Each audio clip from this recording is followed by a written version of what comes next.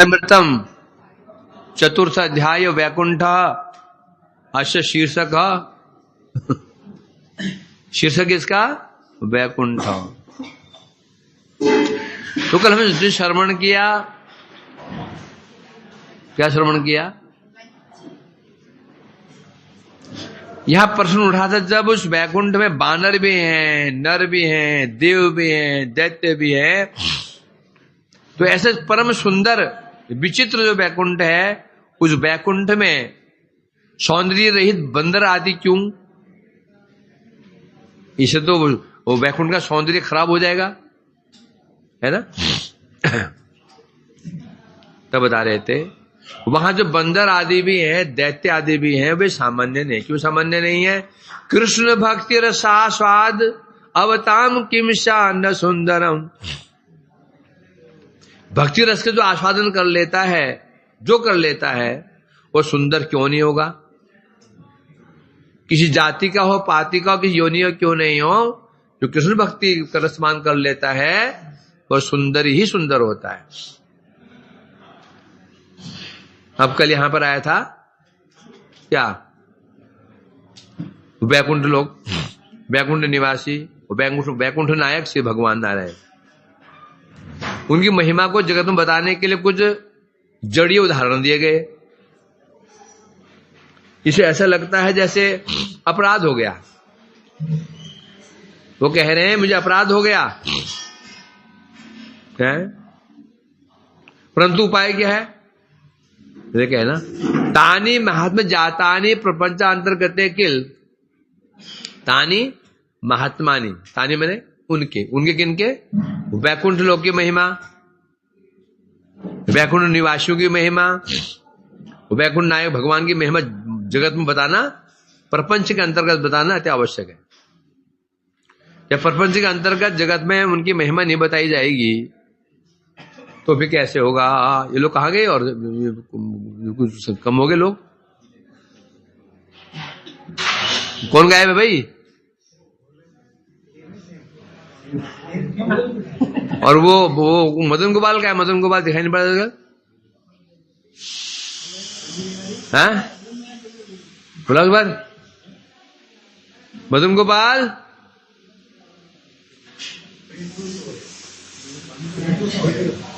सुबह से प्रसाद आया था, हैं? बराबर दिन में पाए नहीं, बाद में ले गया हुआ, बाद में से मोबाइल दिख रहा है, है ना। इसलिए मोबाइल को, मोबाइल में परमानेंट जब्त करता हूं।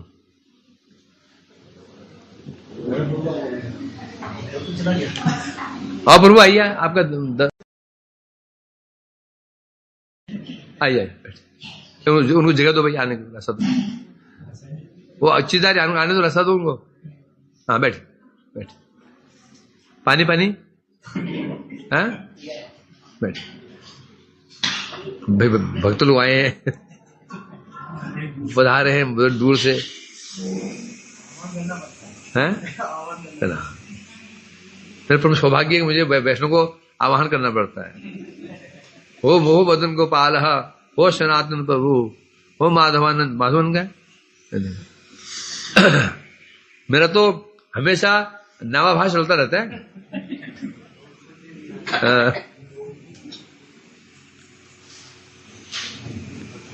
हाँ क्या चल रहा? अब कह रहे हैं यहां करूं क्या? फिर उपाय क्या है? प्रपंच से अति जो वैकुंठ वासी है, वैकुंठ लोग है, वैकुंठ नायक भगवान है, उनकी महिमा को प्रपंच अंतर्गत किल, इस प्रपंच जगत में बताना क्या आवश्यक है। यदि जगत में उनकी महिमा नहीं बताई जाएगी तो बद्ध जीव की उनके प्रति लालसा उत्पन्न कैसे होगी, श्रद्धा उत्पन्न कैसे होगी? आप और हम जो यहां आए हैं, क्यों आए? किसी ने हमें सुनाया ना, भक्ति की महिमा, भगवान की महिमा सुनाई। तो ये कह रहे हैं प्रपंच अंतर्गत यदि वैकुंठ निवासी जो निवासी है उनकी महिमा नहीं बताई जाएगी, और वैकुंठ कैसे है इसकी महिमा नहीं बताई जाएगी, प्रपंच जगत के निवासी हैं उनके अंदर लालसा कैसे होगी? ये कह रहे हैं। अब उनको अब जब जो व्यक्ति प्रपंच के अंतर्गत है उन्हें बताने के लिए दृष्टान्ते नोपयुंजते, अब बताने हैं तो दृष्टांत क्या देना पड़ेगा? जड़ जहां के निवासी हैं दृष्टांत भी उसके अनुरूप ही दिया जाता है। बच्चों को जो हम समझाएंगे दृष्टांत वैसा होगा, बड़ों को समझाएंगे दृष्टांत वैसा होगा। तो बच्चों को हम कोई चीज बताते हैं तो दृष्टांत कैसे होगा? बच्चों जैसा होगा, जो समझ सके, है कि नहीं? और बड़े व्यक्ति को दृष्टांत कैसा होगा? वैसे होगा। अब जड़ जगत है, जड़ जगत में रहते हुए वैकुंठवासी कैसे हैं, वैकुंठ कैसा है, वैकुंठनाथ कैसे हैं, समझाना है तो अब जड़ी उदाहरण देना पड़ेगा। जो जड़ी उदाहरण देंगे तो ये अपराध की संभावना है। भगवान की तुलना हमने सामान्य व्यक्ति से कर दी, वैकुंठ की तुलना हमने जड़ जगत से कर दी, वैकुंठवासी की तुलना हमने जड़ जगत के लोगों से कर दी। ये कह रहे हैं भाई,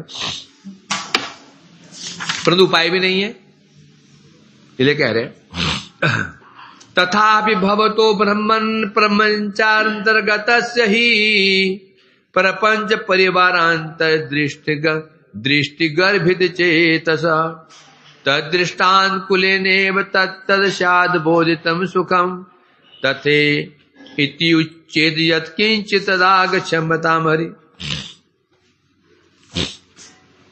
तथापि भगवान है, वैकुंठ वस्तु है, वैकुंठ तो वैकुंठ वस्तु है ही है, जिसमें कोई हेय वस्तु नहीं। भगवान में, भगवान के स्वरूप में, वैकुंठ के स्वरूप में, वैकुंठ निवासी के स्वरूप में कोई हेय निकृष्ट है, मतलब जड़ीय गुण नहीं है। तथापि ये कह रहे हैं भवतो ब्रह्मण प्रपंच अंतर्गत, हे ब्राह्मण तुम कहां रहते हो? प्रपंच के अंतर्गत रहते। प्रपंच कहने से ये ब्रह्मांड जड़ जगत। कौन कह रहा है ये? गोपकुमार कहते हैं मासु ब्राह्मण तुम कहां रह रहे हो? इस प्रपंच में रह रहे हो। और आपकी चित्तवृत्ति कैसी है? प्रपंच परिवारांत दृष्टि गर्भी चेतसा। और आपकी जो चित्तवृत्ति है, यह आपकी अंतर्दृष्टि है, कहां किस में लगी हुई है? प्रपंच की वस्तुओं को ही ग्रहण कर सकती है। आपके नेत्र, आपकी इंद्रियां, आपका मन जो है प्रपंच की वस्तु को ही ग्रहण कर सकती है, बस उससे ऊपर नहीं। इसलिए तद दृष्टांत कुलेनेव तत्तत् शाद बोधितम सुखम। अतएव प्रपंच से संबंधित अनुकूल दृष्टांत होने से तद अनुकूल कैसे? किसका अनुकूल? जड़ जगत का अनुकूल। आप जड़ जगत में रह रहे हो, आपकी उपलब्धि जड़ जगत की है बस। तो अब दृष्टांत यदि आपका अनुकूल बोला जाएगा, जड़ जगत का अनुकूल बोला जाएगा, तो क्या होगा? तत् शाद बोधितम सुखम। तत् मने उसको, किसको? वैकुंठ वस्तु को, वैकुंठ वासियों को, वैकुंठ को, वैकुंठनाथ भगवान को तुम सुखम शाद बोधितम सहज ही जान पाओगे। यदि हम तुमको जड़ीय उदाहरण देंगे, जड़ीय उदाहरणों के द्वारा तुम कुछ भगवान को और वैकुंठ को समझ सकते हो, है ना? इसीलिए बता रहे हैं यहां पर तथा इति उच्चेत यत् किंचित। इसलिए आपको समझाने के लिए किंचित मात्रा में वो ये हम जड़ीय उदाहरण दिए गए हैं। तथापि किंचित दाग क्षमताम हरि। जब मैं अब ऐसे किंचित चेत, यदि ऐसा करते हुए तद आग मने अपराध, यदि मेरा अपराध हो गया है किसी चरणों में, भगवान के चरणों में, वैकुंठ के चरणों में, वैकुंठ निवासी चरणों में अपराध हो गया है, क्षमताम हरि, भगवान मेरे को क्षमा करें। क्या कह रहे हैं? मैं आपको समझाने के लिए जो मैं जड़ीय उदाहरण दे रहा हूं, भगवान की तुलना में मैंने किससे की है? एक साधारण चक्रवर्ती सम्राट से। वैकुंठवासी तुलना मैंने किससे की है? जड़ जगत के लोगों से। वैकुंठ वैकुंठ तो हमने किससे की है? जड़ जगत से। अपराध तो है ही है कि नहीं अपराध? कहा उत्तम वस्तु, कहा निकृष्ट वस्तु, उचित है क्या? कोई बोले मेरी माता जी ना, वो जो वैश्य है ना, कि परम सुंदरी वैश्य है, मेरी माता जी वैसी सुंदरी है।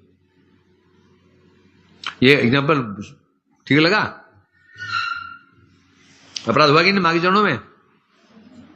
मेरी माँ जो गान करते हैं ना, वो वैश्य की तरह गाती है। वैश्य बहुत जो गाती है ना, वो वैश्य जो वो वहां रहती है ना, मेरी माँ देखने में इतनी सुंदरी है। अभी क्या हुआ ये? कहा कहा भगवान, और तुलना किससे कर रहे हैं? एक चक्रवर्ती सम्राट से। तो इसलिए कह रहे हैं अपराध तो हो सकता है। किंचित तद आग, मेरे इस कार्य के द्वारा यदि किंचित अपराध हो गया हो, क्षमताम हरि, भगवान मेरे को क्षमा करे। तो भाई क्षमा मांग लिया हमने। टीका में कह रहे हैं, हे ब्राह्मण, आप साक्षात वेद मूर्ति हैं। हंसना नहीं, चुपचाप जाओ।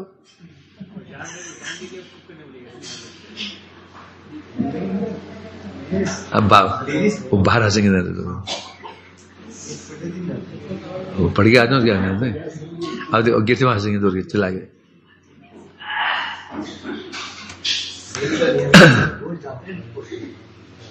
ट्यूशन पढ़े अब शुरू हुआ ना।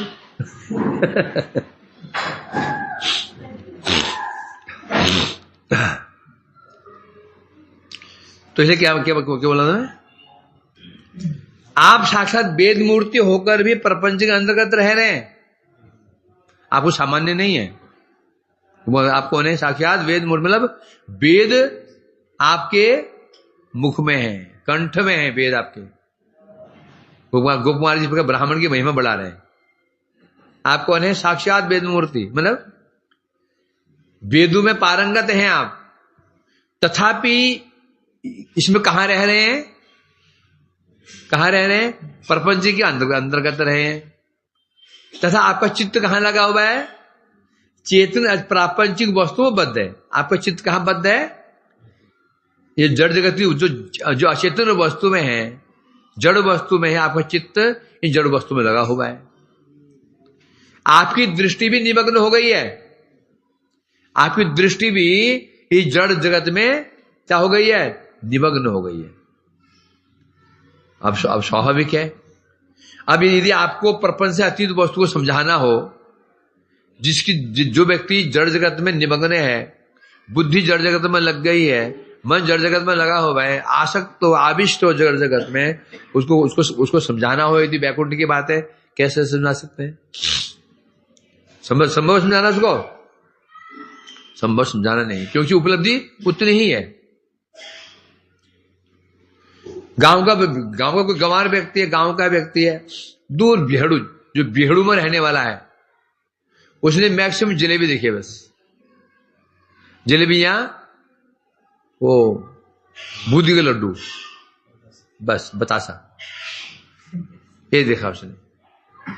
अब उसको समझा सकते हो रसगुल्ला रसमलाई कैसे होती है? क्यों नहीं समझ सकते हैं?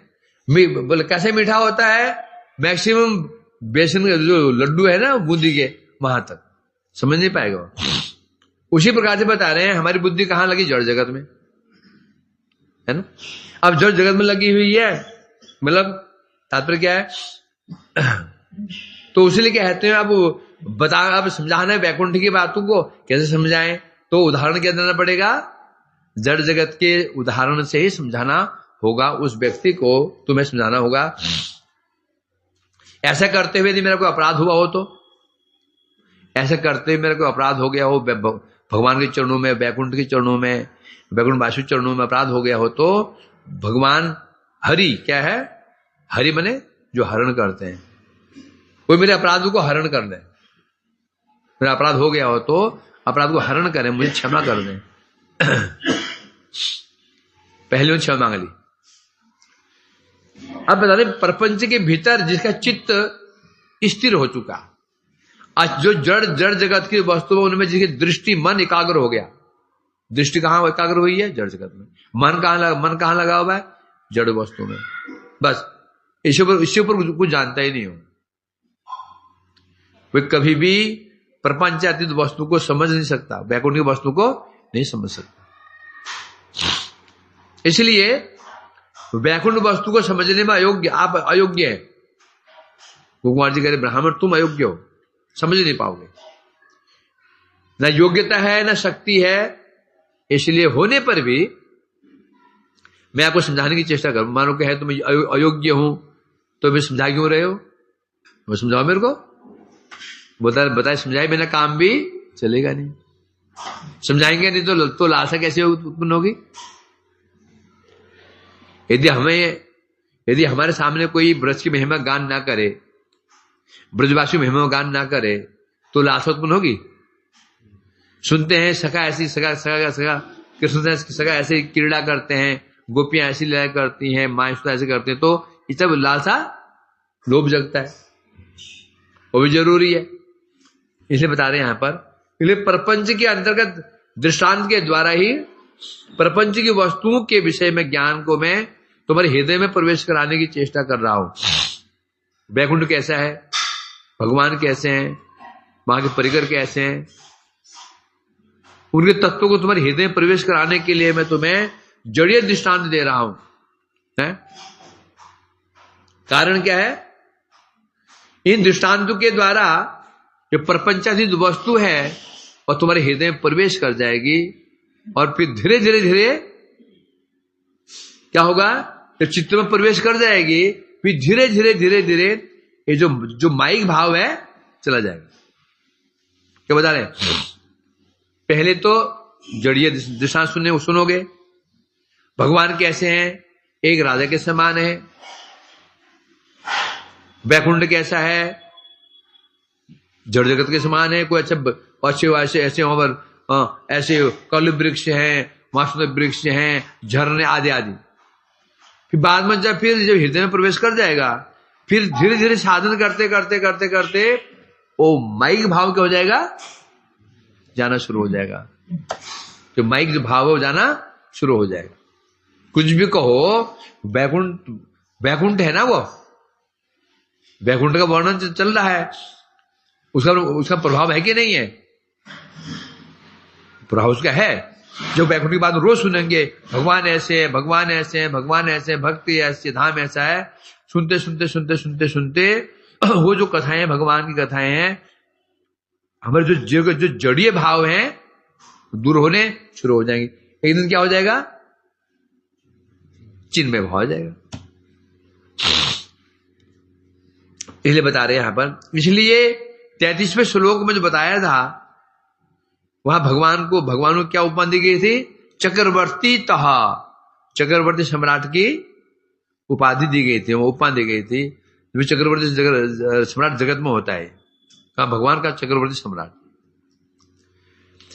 तत्रत्यानां च सर्वेषां तेषां साम्यं परस्परं तारतम्यं च लक्ष्ये न विरोध तथापि च। मानो ब्राह्मण ने कहा, हे गोकुमार जी, ये जो वैकुंठ है ना, वैकुंठवासी वहां रहने वाले लोग हैं, उनमें परस्पर समानता और तारतम्य दो दिखे जा रहे हैं। क्या? वैकुंठवासी कैसे हैं? सब समान है। फिर उनमें तारतम्य भी है। अब ये क्या हो गया? गड़बड़ हो गया। क्या हो गया? विरोधाभास। जब सब समान ही है तो तारतम्य कैसे आ सकता है? तारतम्य हुआ तो समान कैसे हो सकते हैं? यदि सब समान ही है फिर तारतम्य कैसा? तारतम्य मैंने श्रेष्ठ और श्रेष्ठ और श्रेष्ठ। यदि भाव फिर समानता कहां रह गई? समानता भी है और तारतम्य भी है। यदि विचित्र बात कह रहे हैं, आप बता रहे हैं यहां पर। तथापि न विरोध। वैकुंठ में जो वैकुंठवासी हैं सब समान भी है, उनमें तारतम्य भी है, तथापि विरोध नहीं है। इस जगत में क्या हो जाएगा? विरोध है। सब समान है, बोले ये जो 10 बच्चे 10 बच्चे एक समान है। फिर बोला वो जो है ना वो टॉपर है, वो फर्स्ट क्लास पास, वो सेकेंड क्लास है, वो तो थर्ड क्लास है। फिर तो ये क्या हुई, फिर ये समानता कहां रही? जगत में दोनों चीज संभव नहीं है। तारतम्य हो गया तो समानता नहीं है, समानता है तो तारतम्य नहीं है। मतलब वैकुंठ में क्या है, समानता भी रहेगी और तारतम्य भी रहेगा। और वो अब आंख बंद कर सोच देख रहा है ध्यान से, कैसे तारतम्य कैसा है और समानता कैसी, सनातन देख लिया है, खड़ा हो जा। यही विशेषता वैकुंठ की, तथापि विरोध नहीं देखा जाता है। ये बड़ी विचित्र बात है। अब बता रहे हैं, जैसे भी श्रवण किया है ना, क्या श्रवण किया? पहला वाला जो वो निवासी अंदर गया उसका वैभव कुछ कम था, दूसरा गया तो उसका वैभव और अधिक था, तीसरा का और अधिक था, है ना। कोई नर रूप में है, कोई बानर रूप में है, कोई देव रूप में है, कोई दैत्य रूप में है। अब तुम समान कैसे हुए? कोई 4 मुख वाले, 1000 मुख वाले, तो समानता कैसे हो गई?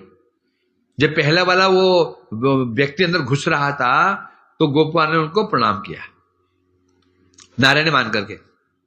बोले मैं नारायण, मैं दास हूं। अगला लगा तो उसको प्रणाम कर रहे हैं। तुमने उसको प्रणाम क्यों किया? उसका ऐश्वर्य बहुत ज्यादा था। जब ऐश्वर्य पहले से दूसरे ज्यादा है तो क्या हो गया? ये समानता रही, तारतम्य हो गया। अब तारतम्य है तो फिर तो क्या हो गया? क्या हो गया? वृद्ध भाव आ गया वैकुंठ में। समानता कैसे रह सकती है? इसी को श्लोक में तत्रत्रांग च, ये श्लोक बता रहे हैं नहीं, वहां समानता भी है और तारतम्य भी है, तथापि विरोध नहीं है। बड़ी विचित्र बात है। समस्त वैकुंठवासी परस्पर समान है और प्रत्येक सर्व सामर्थ्यवान होने के कारण क्या बता रहे हैं? सब समान है और प्रत्येक जितने भी वहां निवासी है सब सर्व समर्थ है। क्या है? होने के कारण उनमें न्यून अधिक तारतम्य लक्षित होता है। तो एक क्या बताया? सब सर्वशक्तिमान है। क्या है? सर्व शक्तिमान है। फिर उनमें न्यून अधिक का तारतम्य लक्षित होता है, किसी में शक्ति कम है, किसी में ज्यादा है, वहां नहीं विरोध। जब सर्वशक्ति में सभी सर्वशक्तिमान है, उनमें कोई न्यून है कोई अधिक है, लक्षित होता है, तथापि विरोध नहीं है, तथापि विरोध नहीं है। यही है वैकुंठ की विचित्रता।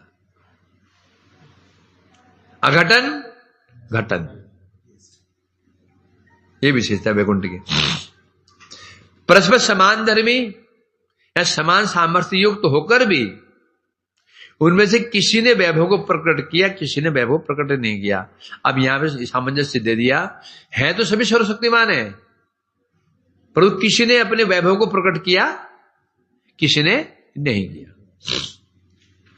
पहले बड़ा नहीं बड़ा, अब ये सामंजस्य हो गया है, तो सभी सर्वसमर्थ ही है। किसी ने अपने वैभव को प्रकट किया है, किसी ने प्रकट नहीं किया है, इसलिए तारतम्य देखा जा रहा है।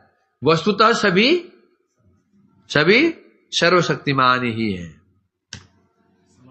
हाँ, इस अतः वहां पर कोई विषमता दोष नहीं है, क्योंकि जो न्यून दिख रहा है, न्यून नहीं है, वो भी सर्वसमर्थ ही है, परंतु उसने अपने वैभव, अपनी इच्छा अनुसार वैभव को कम प्रकट कर रखा है, एक नजर प्रकट कर रखा है। 10-12 कोई शेष लोग गए, सब करोड़ अरबपति है, कोई अच्छी गाड़ी में गया, कोई अच्छी गाड़ी में नहीं गया, कोई बहुत 1 करोड़ की गाड़ी में गया, तो कोई मारुति 800 में गया, छोटी गाड़ी में कौन करता हो, तो क्या माने कि वो छोटा हो गया? संपत्ति बराबर जो संपत्ति जितनी संपत्ति उसके पास है वो संपत्ति उसके पास भी है, उसकी इच्छा नहीं हुई, हो गया। रिक्शे में तो रिक्शे में थोड़ा सा धक्के खा लेते हैं, है कि नहीं? गाड़ी में तो बंद, गाड़ी में, रिक्शे में खुले हवा में ठंडे हवा चल रही है, हो गया। जाने से क्या भेद हो गया उसमें? नहीं, वो भी कम नहीं है। उसी वैकुंठ में जितने भी परिकर हैं सब क्या है? सर्वसमर्थ हैं। तथापि उनमें से किसी ने अपने वैभव को प्रकट किया है, किसी ने नहीं किया है। अब यहां से क्या सिद्ध हुआ? तो प्रत्येक निवासी कैसा है? समर्थ है। क्या समर्थ है? ऐश्वर्य को प्रकट करना और नहीं करना। ऐश्वर्य को कितना प्रकट करना है ये उसके हाथ में है, कितना नहीं करना ये भी उसके हाथ में है। तो इससे सिद्ध हो जाता है स्वेच्छा से कोई ऐश्वर्य प्रकट करता है, कोई नहीं करता है। अब जो प्रकट कोई कर रहा है, कोई नहीं कर रहा है। जो कर रहा है उसका उद्देश्य भी क्या? भगवान को आनंद देना। जो नहीं कर रहा है उसका उद्देश्य भी क्या? भगवान को आनंद देना। लक्ष्य दोनों का एक ही है। क्या लक्ष्य है? भगवान को आनंद प्रदान करना, दोनों का लक्ष्य यही है। आवश्यकता अनुसार कोई ऐश्वर्य प्रकट कर रहा है, कोई प्रकट नहीं कर रहा है। न माश्चर्यादयो दोषा संति कस्यापि तेषु ही गुणा स्वाभाविका भांति नित्या सत्या सहचरज। माश्चर्य आदि दोषा न संति, वैकुंठ में माश्चर्य आदि दोष नहीं है। ईर्ष्या, जलन आदि वहां दोष नहीं है। तो क्या है? विपरीत है। गुणा स्वाभाविक भांति नित्या, वहां पर माश्चर्य आदि दोष, माश्चर्य, द्वेष, ईर्ष्या आदि नहीं है, बल्कि वहां की क्या भाव है? सौहार्द भाव, विनय भाव, सम्मान आदि, यहां सब वहां ये गुण है। वहां ये दुर्गुण नहीं है। माश्चर्य हो गया, ईर्ष्या हो गया, वहां ये दुर्गुण नहीं है। वहां क्या है? सौहार्द भाव, सब विनय संपन्न है, सम्मान देने वाले हैं, सब गुण वहां नित्य विराजमान है। इसलिए समस्या नहीं है, इसलिए समस्या नहीं है। माश्चर्य नहीं है। माश्चर्य कब होता है? एक व्यक्ति हमसे आगे बढ़ रहा हो, उसका वैभव अधिक हो जाए, हमको ईर्ष्या हो जाती है कि नहीं? हमारी उसमें ईर्ष्या हो जाएगी, उसकी हमारे प्रति क्या? तुच्छता, तुच्छ पिछड़। नीचे वाले की ऊपर वाले के प्रति ईर्ष्या हो जाती है। इसे किसकी होती है? नीचे वाले ऊपर वाले की किसकी होती है? जो नीचे वाला है उसकी ईर्ष्या ऊपर वाले से हो जाती है, और ऊपर वाले के अंदर क्या भाव आ जाता है? ची क्या है? भीख मंगा। वहां दोनों ही दोष नहीं है, ना ईर्ष्या है ना उपेक्षा। ईर्ष्या भी नहीं है। नीचे वाला ऊपर वाले से ईर्ष्या रखता है, ऊपर इस जगत में जो श्रेष्ठ व्यक्ति नीचे वाले से की उपेक्षा करते हैं, उसको महत्व नहीं देते हैं, है ना? तो वैकुंठ वासियों में तत्वतः कोई तारतम्य नहीं है। सबके सब सर्वसमर्थ है, कोई तारतम्य नहीं है। ऐसे बाह्य दृष्टि के अनुसार कुछ तारतम्य लक्षित होता है। कुछ गरुड़ जी हैं, गरुड़ जी हैं, उनमें और विश्वक्षेण आदि में कुछ तो अंतर रहेगा, है? समान रहेंगे क्या? है? हनुमान जी हैं, लक्ष्मण जी हैं, समान रहेंगे? कोई तारतम्य दिखता है? वो तारतम्य कैसे दिखाई पड़ रहा है? बाह्य दृष्टि से तारतम्य दिख रहा है, इसलिए उसमें कोई हानि नहीं है, क्योंकि उनको माश्चर्य नहीं है। हानि का बोला जाएगा? माश्चर्य हो तो कोई दोष नहीं है। एक व्यक्ति थोड़ा नीचा है, थोड़ा ऊपर है, यदि माश्चर्य दोष नहीं है तो समान ही है, दोनों साथ खेलेंगे। नहीं पल्ले पड़ा? दो मित्र है, दो लोग हैं, एक टॉपर है, एक मिडिल यदि मिडिल वाले को ऊपर वाले से कोई ईर्ष्या नहीं है, ऊपर वाले को नीचे वाले से कोई उपेक्षा नहीं है, दोनों कैसे रहेंगे? समभाव। उनमें क्या समभाव रहेगा, है कि नहीं है? तो जो एक मिडिल क्लास है, एक अपर क्लास है, वहां होने पर भी क्या बोलेंगे? समान है। क्या बोलेंगे? समानता है। क्यों समानता है? क्योंकि वहां पर तारतम्य दिखाई नहीं पड़ रहा है, ईर्ष्या नहीं है। ईर्ष्या आ गया तो फिर तो असमानता आ गई। ये कह रहे हैं अब वैकुंठ में माशर आदि है ही नहीं। मत्स्य शब्द का अर्थ है दूसरों की श्रेष्ठता को सहन न कर पाना। कोई व्यक्ति श्रेष्ठ है, सहन नहीं होता, आगे बढ़ रहा है, वो सम्मान मिल रहा है, हमें नहीं मिल पा रहा है, तो मतलब कि सहन ना करना मतलब उसके प्रति क्या जगना? हिंसा। कैसे गिराऊं, कैसे अपमान करूं, कैसे बदनाम करूं, इसे मात्सर्य कहते हैं। वह ऐसा कोई नहीं है। वैकुंठवासियों में स्पर्धा नहीं है, असूया नहीं है, तिरस्कार आदि दोष, ना स्पर्धा है, न असूया है, ना तिरस्कार है। स्पर्धा मतलब ईर्ष्या, असूया मैंने हिंसा, और ना तिरस्कार आदि भी नहीं है। बड़ा व्यक्ति नीचे वाले तिरस्कार कर देता है, नीचे वाले व्यक्ति ऊपर के प्रति ये असूया भाव रखता है ना, वह ऐसा बिल्कुल नहीं है। बल्कि वहां परस्पर सौहार्द भाव है, विनय भाव है, सम्मान भाव, हजार गुण विद्यमान है। इसलिए वहां पर क्या हो गया? विरोध नहीं है। अब इसको सामंजस्य कैसे बैठाएंगे? कैसे बैठाएंगे? सबका लक्ष्य क्या है? सबका लक्ष्य क्या है? गुरु के 3 सेवक हैं। एक घर में झाड़ू पोछा करता है, एक रसोई बनाता है, और तो गुरु जी का बहुत अंतरंग है, जो गुरु जी सांस चलता है, उनके सांस चलता है। गुरु जी उससे सलाह मशवरा भी करते हैं, सारे धन पैसा वही संभालता है। अब तीनों में क्या अंतर है? क्या अंतर है? तीनों समान है, तीनों में ईर्ष्या नहीं होनी चाहिए।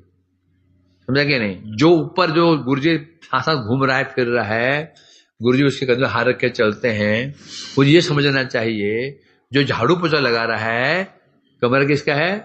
गुरुजी का। रसोई बना रहा है किसके लिए? गुरुजी के लिए, है ना? तो उसको उनकी प्रति उपेक्षा नहीं करनी चाहिए। जो नीचे वाले हैं, जो झाड़ू पोछा कर रहा है, मुझे क्या समझना चाहिए? ये गुरुजी की सेवा कर रहा है। सेवा जो गुरुजी कंधे में हाथ रखते हैं, योग्य है, गुरुजी सेवा कर रहा है, गुरुजी की सेवा कर रहा है। तो इसको ईर्ष्या होनी चाहिए? नहीं होनी चाहिए। यदि केवल उद्देश्य है गुरु सेवा, गुरु की संतुष्टि, तो ना ऊपर वाला नीचे वाले की उपेक्षा करेगा, ना नीचे वाला ऊपर वाले से ईर्ष्या करेगा। खुश होगा नीचे वाला, कम से कम गुरु जी को एक तो सेवक मिला ऐसा, हम तो योग्य नहीं है उनको कुछ सलाह आदि दे सके। मूड बुद्धि है, वो पढ़ा लिखा आदमी है, पैसे भी संभाल लेता है ना? नोट गिनने हम नोट गिनते हैं, 1 2 3 वो खस 5 मिनट में 1 लाख नोट गिन ले। योग्य है तो क्या सोचना चाहिए? खुश होगा वो, गुरुजी को एक सेवक तो मिला। और ऊपर क्या सोचेगा? गुरुजी सेवक देखो, ये कितना बढ़िया घर साफ करता है, कितना गुरुजी का कमरा साफ करता है। ऐसा रहेगी। यदि केवल और केवल एक भावना है गुरुजी की संतुष्टि, तो समानता रहेगी, तारतम्य रहेगा। फिर नीचे जो झाड़ू पोछा कर रहा है उसकी योग्यता और कहां ऊपर योग्यता, तारतम्य रहेगा। तारतम्य रहने पर भी क्या रहेगा? समानता रहेगी। परंतु जो जगत में संभव नहीं है, जगत में संभव नहीं है ये। वैकुंठ में ये स्थिति है। सबका उद्देश्य क्या है? भगवान की सेवा करना। यदि वो थोड़ी भी सेवा कर रहा है भगवान की, वो क्या बड़ा बल क्या मानता है, वो धन्य भाग इसका, तो हमारे प्रभु की कितनी सेवा कर रहा है, कितनी सेवा कर रहा है। अपने आप क्या मानेगा, उसका क्या मानेगा, ऋणी। ये बम्बे प्रभु सेवा कर रहा है, मैं से ऋणी हो गया। और निजी वाला क्या मानेगा, बड़ा वाला सेवा कर रहा है, मैं से ऋणी। सब क्या मानने, अपने सब क्या मानने, दूसरा अपने को दूसरे का ऋणी मान रहे हैं।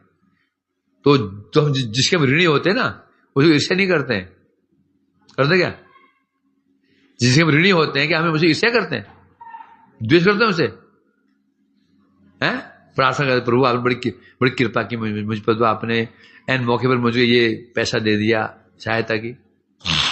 इसलिए कह रहे हैं यहां पर टीका में कह रहे हैं, हाँ, यदि आपत्ति हो, माया के अनादि होने के कारण माया गुण भी नित्य कैसे हो सकते हैं।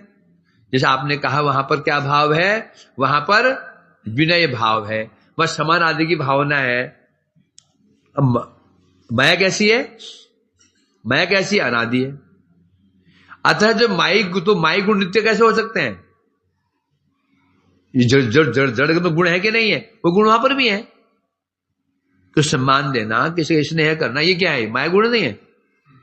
किसी स्नेह करना, किसी सम्मान देना, किसी को ये जड़ीय गुण तो है ये, तो बोलते ये गुण तो वहां पर भी है। आपके वैकुंठ में तो ये माई गुण कैसे रह सकते हैं, तब बता रहे हैं यहां पर, तो कह नहीं, वैकुंठ वासी में जो गुण लिखे जाते हैं वो गुण सत्य हैं,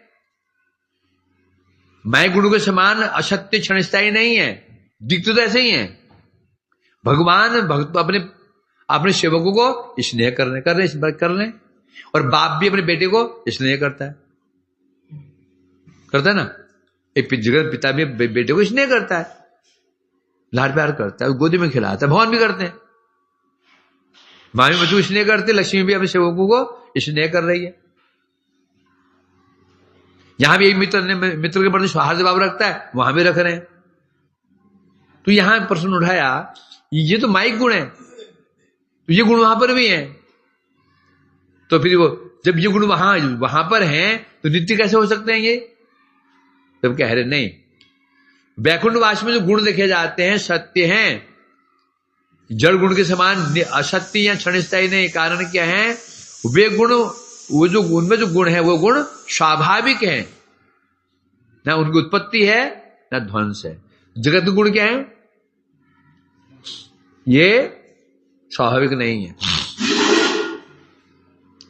बहुत अच्छा है कि रसोईया है, जन्म से रसोईया नहीं था वो, उसको तो चाकू पकड़ना भी नहीं आता था। हमने क्या करेगा, वो मठ में आया, देखा, उसने सीखा, तब रसोईया बना।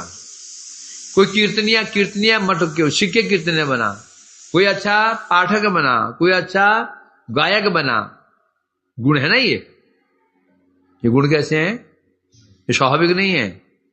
ये गुण आगंतुक क्या है, आगंतुक हैं। जो चीज आगंतुक होती है तो आया राम तो गया राम, आया राम तो गया राम। जो गुण स्वाभाविक नहीं आए हुए हैं तो निश्चित रूप में एक दिन वो गुण जाएंगे। कितना अच्छा गायक क्यों नहीं हो, कितना अच्छा गायक क्यों नहीं हो, एक उम्र का ऐसे पड़ाव आता है जहां पर वो अभी गाने योग्य नहीं रहता, आवाज भरभरा जाती है। पर रेयर केस ऐसे होते हैं, जैसे लता मंगेशकर ये थी, अंत समय तक गला ऐसा था, मुझे कुछ 16 साल की बच्ची गा रही हो, लता मंगेशकर, अंत समय तक इसकी आवाज इतनी मधुर थी। बहुत रेयर केस होते हैं ऐसे, मोस्टली ऐसे नहीं होता, वो तो जल्दी मर गया था। मोस्टली ऐसे नहीं होता, वार्धक्य बुढ़ापा आते आवाज भरभराती है, कांपती है ना। जड़ी गुण है ये। कितना से गायक क्यों नहीं, प्लेयर, वो तो सब प्लेयर है, कब तो प्लेयर रहेगा वो है, 40-45, फिर क्या क्रिकेट खेलेगा, बीच में गिर पड़ेगा, पिच के बीच में ही बेहोश होकर के दौड़ते हुए। ये उम्र, ये गुण आए हैं तो जाएंगे। तो वैकुंठ में जो गुण है वो गुण आए हुए नहीं है, वो गुण क्या है, स्वाभाविक है। जब से परिकर हैं तब से वो गुण है, जब परिकर है वो गुण तब से उनके अंदर है। जगत में ऐसा है, जो बच्चा जन्म लेता है उसमें कोई गुण नहीं होता है, एक ही गुण होता है, पुट्टी करना बस हो गया। और मां को परेशान करना, रोना। दो गुण उसे होते हैं, मां को परेशान करना है, रात भर जगाना है मां को, और सुबह सो जाना है। और मां रात में जगती रहती है, दिन भर भी काम करना है, कहा जाता परिवारों में। और वो रोएगी रात को ही, वो दिन को आराम सो जाते हैं बच्चे। पहले बच्चों को देखा जाता है, ये गृहस्थ जानते होंगे जो बच्चे पाले हैं। माँ सारी रात जगती रहती, सोए भी बेचारे, रसोई बनाओ, दिन भर लगे रहते हैं। माँ को परेशान करना है, हाँ परेशान करना है ना माँ को। तूने मेरा पूरे जन्म में मुझे परेशान किया था ना, कहता पहले कहूँ बच्चा क्या, तूने पूरे जन्म में परेशान किया था, माँ से कहता है तो मैं तो परेशान करूंगा अभी। जगत में होता है, उल्टा होता। तो बात क्या चल रही है, तो जितने भी ये गुण जो हैं जगत में, जो गुण हैं, जन्मजात गुण कोई नहीं होता, जन्म से कोई गुण नहीं होता। न प्लेयर होता है, न गायक होता है, न वादक होता है, न पाठक होता है, न रसोईया होता है, कुछ नहीं होता। फिर बड़ा होता है, सीखता है, ट्रेनिंग लेता है, फिर सीखता है, और ऐसी उम्र के ऐसे पड़ा हो जाता है, फिर सब गुण एक एक कर जाना शुरू कर देते हैं। परंतु वैकुंठवासियों में जो गुण हैं, ये गुण स्वाभाविक हैं। मतलब जब से वैकुंठवासी हैं तब से वो गुणों के अंदर है। तो ये गुण आए जाने वाले नहीं है, नित्य गुण, सत्य। लेकिन उन गुणों की ना तो उत्पत्ति होती है ना ध्वंस। गीता भगवान कह दिया, जातस्य ध्रुव मृत्यु ध्रुव जन्म मृत्यु। सीधा एक ये न्याय है। जातस्य ध्रुव मृत्यु ध्रुव जति मृत्यु। जात मतलब जन्म लेने वाले की मृत्यु निश्चित है, मृत्यु मरने वाले की जन्म निश्चित है। मतलब जो वस्तु बनी है नाश निश्चित है, जो वस्तु बनी है उसका नाश निश्चित है। और जगत में ऐसी कौन सी वस्तु जो बनी नहीं? कौन सी वस्तु ऐसी जो बनी नहीं? कौन सी है सब कोई वस्तु? सब बना। ये जल हो गया, ये मिट्टी हो गया, आकाश, सब बने हुए हैं। ये वस्तु, घर बार मकान पशु सब बने हुए हैं, इसलिए मृत्यु निश्चित है। परंतु वैकुंठ में क्या है? ना कोई उत्पन्न हुआ है, ना गुण उत्पन्न हुए हैं, ना कोई व्यक्ति उत्पन्न हुआ है। और व्यक्ति भी नित्य है, गुण भी नित्य है, इसलिए बता रहे हैं। तो उनका ध्वंस नहीं होता। भागवत में कहा गया, ब्रह्मा जी ने कहा है, तीसरा स्कंद 15वां अध्याय श्लोक में 18-19, पारवतान्य भृत सारश्चक्रवाग दात्य हंसु तित्रिवर्हिणाय कोलाहल विरमते अचिर मात्रम उचे भृंगाधिपे हरि कथा में गायमान। देखो इसे बता रहे हैं वैकुंठ में ईर्ष्या द्वेष नहीं है। कैसे दोष नहीं है?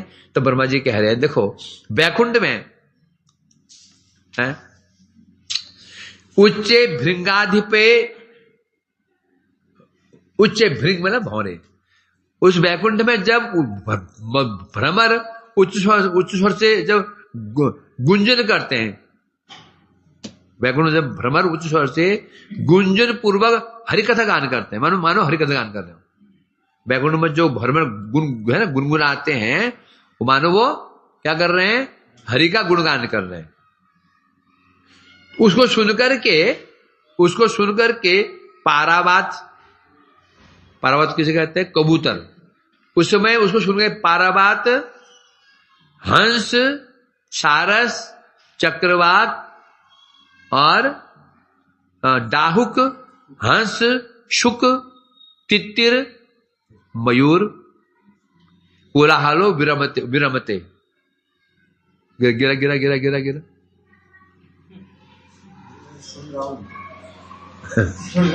सुन रहे हैं? विरमते अचिर मात्र। क्या बता रहे हैं? जब वैकुंठ में जब भ्रमर गुंजार करते हैं, मानो हरिकथा गान कर रहे हो। उस गुंजार को सुनकर के जितने भी ये कलकंठी पक्षी हैं, जो कबूतर हो, कबूतर की बात कितनी प्यारी होती है ना, कबूतर गुडर गुडर करता मैं कोई गाना गा रहा हूं, कबूतर गुडर गुडर गुडर करता है, कितनी सुंदर बात होती है उसकी। सुना कभी? कबूतर गान करता है, गुडर करता है। कबूतर हो गया, शुक, मयूर, तितिर, तितिर पक्षी होता है, तितिर पक्षी होता है, मुझे बड़ी प्यारी आवाज होती है उसकी। और हंस, हंस तो बता रहे हैं यहां पर जो पक्षी होते हैं इनका कोलाहल विरमते, शांत हो जाता है, ये शांत हो जाते हैं। कब? जब भ्रमर मधुर से गुंजार करते हैं ये शांत हो जाते हैं, उस ध्वनि को सुनकर के ये शांत हो जाते हैं। इनके अंदर ईर्ष्या नहीं आती। चलो हंस सोचे खाता हूं इस भ्रमर को, ये हमारा नाम वही हंस खा जाए, कौवे जो मोर खा जाता है, कीड़े मकोड़ा खा जाता है। मन ने सोचा चले मेरे को फील कर रहा है ये, अभी खाता हूं, टपक टपक खा गया। देखो करेंगे सर? नहीं करेंगे, बल्कि शांत हो जाते हैं, सम्मान करते हैं उनका। भ्रमर का कितना अच्छा इनका शब्द है। क्या दिखा रहे हैं यहां पर? ईर्ष्या नहीं है। उसी प्रकार से मंदार कुंद कुरोत्पल चंपकारण पुण्णाग नाग बकुलाम्बुज परिजाता गंधे अर्चित तुलसी का भरणे न तस्या यस्मिन् तपसु मनसो भो मान्यन्ति। उसी प्रकार से जब वैकुंठ में जब तुलसी वायु प्रवाहित होती है, मन मन वायु और तुलसी की सुगंध को लेकर जब वो प्रवाहित होती है, जितने पुष्प हैं उस समय, जितने पुष्प हैं, मंदार पुष्प, कुंद पुष्प, कमल, चंपक, पुन्नाग, नागकेशर, बकुल, कमल, उत्पल, जितने पुष्प हैं वो प्रसन्न हो जाते हैं? बल्कि क्या करते हैं? गंधे अर्चिते तुलसी का भरणे न, और तुलसी की सेवा करते हैं। तुलसी की सुगंध को सुन करके जितने भी वह पुष्प हैं तो तुलसी की महिमा गान करते हैं, बोलते हैं यस्मिन् तपस्सु मनसो भो मानयन्ति। तब वो क्या करते हैं? बोलते हैं तुलसी जी ने कितनी तपस्या की होगी, देखो कितनी सुंदर सुगंध है इनकी, तो वो पुष्प भी तुलसी की वंदना करते हैं। ईर्ष्या नहीं कर रहे हैं, ईर्ष्या नहीं कर रहे हैं। तात्पर्य यह है जब पुष्पों की स्थिति है, जब पक्षियों की स्थिति है, तो जो वहां निवासी कैसे होंगे? और निवासी कैसे होंगे? जो इनमें हिंसा नहीं है, पशु पक्षी में हिंसा नहीं है ना? तो यहां ये दिखा रहे हैं इस प्रकार से वैकुंठ में माश्चर्य आदि दोष नहीं है, इसलिए समानता। यदि माश्चर्य आ जाएगा फिर समानता नहीं रहेगी। समानता क्यों नहीं रहेगी? बड़ा व्यक्ति को बड़ा मानेगा, छोटे व्यक्ति की उपेक्षा करेगा, और छोटे व्यक्ति बड़े व्यक्ति से बात नहीं करेगा, मुंह मोड़ लेगा, घृणा करेगा, निंदा करेगा। क्या आ गया ये? क्या आएगा? असमानता आ गई। सीनियर व्यक्ति जूनियर व्यक्ति स्नेह कर रहा है, जूनियर व्यक्ति सीनियर व्यक्ति आदर कर रहा है, तो वहां तो क्या होगा? समान, सब समान मिल के रहेंगे, कोई झगड़ा ही नहीं। सीनियर व्यक्ति अपने हेकड़ी में रहे और छोटे व्यक्ति बड़े व्यक्ति से ईर्ष्या करे तो क्या होगा? चूल्हा चूली, किला किली, गला गली, ये होने वाला है। ये तो होता है ना, है? बड़े व्यक्ति छोटे व्यक्ति का वो शोषण करता है, जो कॉलेज में होता है, जो सीनियर छात्रों का अपमान करते हैं, उनको अपने दबाने की चेष्टा करते हैं, रैगिंग करते हैं ना, करते हैं। हमारे अंदर हम बड़े हैं, परिणाम क्या होता है? छोटे वाले बड़े वाले से ईर्ष्या करता है, फिर तो समानता रहेगी, फिर असमानता आ जाती है। इसलिए कह रहे हैं यहां पर वैकुंठ में ये चीजें नहीं है, माश्चर्य आदि दोष बिल्कुल है ही नहीं है, बल्कि एक व्यक्ति अन्य व्यक्ति का सम्मान करता है। देखो तुलसी का सम्मान कर रहे हैं अन्य पुष्प, भ्रमर का सम्मान कर रहे हैं अन्य पक्षी, और तुलसी भी सम्मान करेगी अन्य पुष्पों का, भ्रमर सम्मान करेगा अन्य का, तो वैकुंठ में ये, इसलिए वैकुंठ में शांति है, हैं? क्यों? सबका उद्देश्य क्या है? प्रसन्नता। सब कुछ सोच रहे हैं, देखो तुलसी कितनी सौभाग्यवान है, प्रभु के चरणों में चढ़ती है, प्रभु की सेवा कर रही है, इसलिए हम तुलसी की सेवा करेंगे। सब पक्षी सोच रहे हैं भ्रमर के सौभाग्यवान, देखो तो भगवान के बनमाला में ये गुंजार कर रहा है, गुणगान कर रहा है, क्या सौभाग्यवान, तो उससे भ्रमर के सम्मान कर रहे हैं। यदि ऐसा हो, इसलिए वैकुंठ है वो, इसलिए वैकुंठ है वो। वहां कुंठा मतलब ईर्ष्या द्वेष नहीं है, और ये जगत कुंठा है। कोई किसी का सम्मान मतलब कि उत्कर्ष सहन ही नहीं कर सकता। जड़ जगत छोड़ दो, साधु में देखा जाता है, साधु में साधु आभास, साधु में देखा नहीं जाएगा, जो साधु आभास है हम जैसे जो है, हमें देखा जाता है।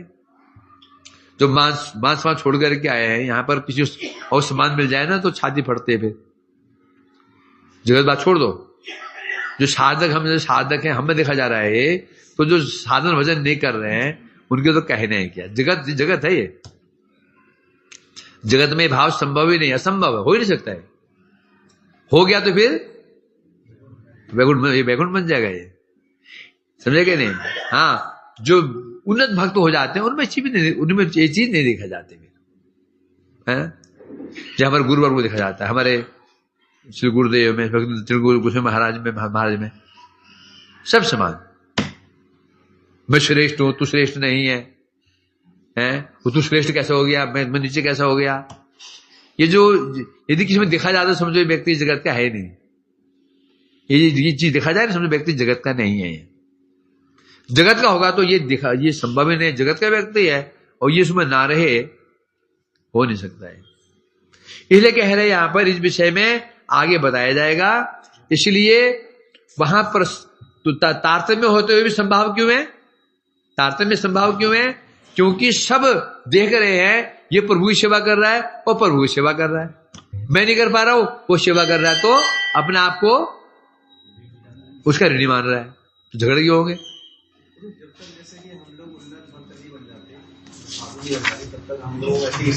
चलता रहेगा, ऐसे रहना है, बिल्कुल रहना है। ऐसे कैसे हैं? कैसे होगा? ऐसे रहेंगे तो कैसे होगा? जैसे चल रहा है तो चल रहा है, चलता रहेगा, चलता रहेगा। कैसे होगा? जब तेरे अंदर उसके मतलब जब तेरे अंदर है कि नहीं तो उसके अंदर भी है, जब तेरे अंदर नहीं रहेगा तो उसके अंदर भी नहीं रहेगा। ये बात है। यदि मेरे अंदर किसी में ईर्ष्या भाव नहीं है तो सामने वाला भी मेरा अनिष्ट नहीं करेगा, समझे नहीं? मतलब पीछे लोग, आगे नहीं। तुम आगे हो तो 10 पीछे भी लगने वाले हैं। कहां रहो? पीछे, कोई है ही नहीं।